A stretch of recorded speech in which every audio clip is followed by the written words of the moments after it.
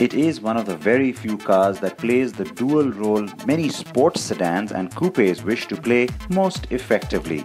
It can be your stately saloon, your racy four-door coupe, and also a thoroughbred sports fiend. The Audi RS7 first arrived in 2013 as the pumped-up version of the A7 Sportback.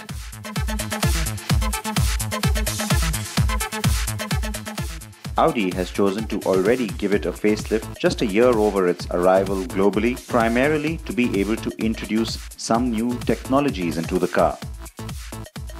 Most changes are purely cosmetic though, thankfully.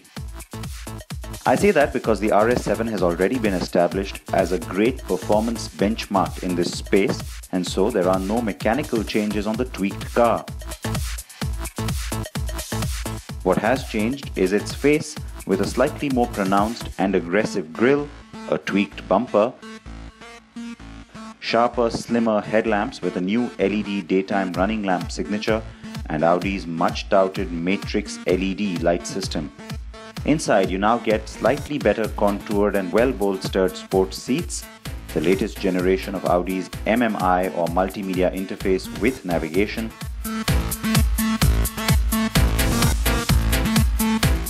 and some carbon fiber finished trim highlights. Audi India has changed the suspension option on the car, but I will just come to that in a bit.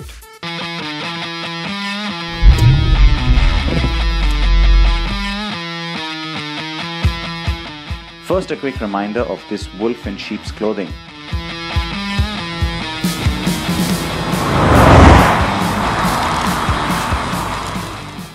The car is powered by the now familiar and extremely potent twin-turbo V8 that bridles in 560 horses.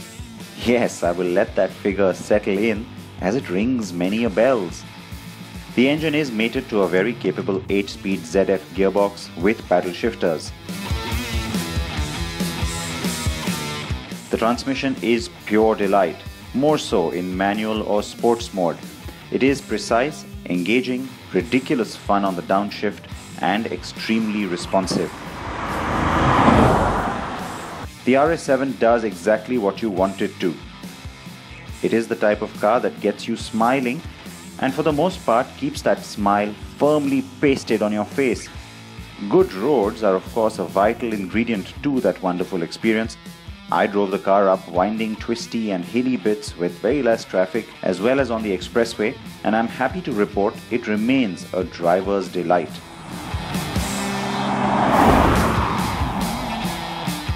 Audi has now put in 3 top speed versions that buyers can opt for: 250, 280 and 305 km/h. This is down to retuning the engine, but the buyer has to ask for one of the 3 at the time of purchase.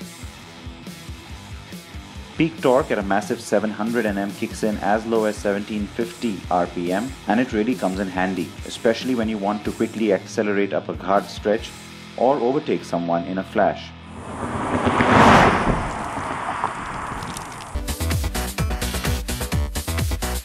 Meanwhile, Audi India has rather inexplicably decided not to offer the car with the adaptive air suspension anymore, and it has instead gone with the new option, the sports suspension with dynamic ride control, as standard for India. While that sounds fancy and superior, it kind of lets you down in Indian conditions. You see, the suspension is now fixed at a rather stiff tuning parameter, unlike the adaptive suspension the car first came with last year. What this means is sportier, more dynamic handling, but a rather hard ride quality, which Indian buyers may not appreciate. The air suspension used to suit this car just fine, and you can still get that on the global model. Of course, despite this, you can play around with the car's dynamics using Audi's Drive Select that allows you to change the car's character somewhat. The new RS7 is priced at 1,40 lakh rupees. It is the car to spend these big bucks on if you don't simply want a souped-up sedan like the S6 or even the E63 AMG, nor want an out-and-out sports car like the Porsche Cayman. The new face is bold and striking, And yes, I know that this car will end up being sadly really restricted in India to just a few units.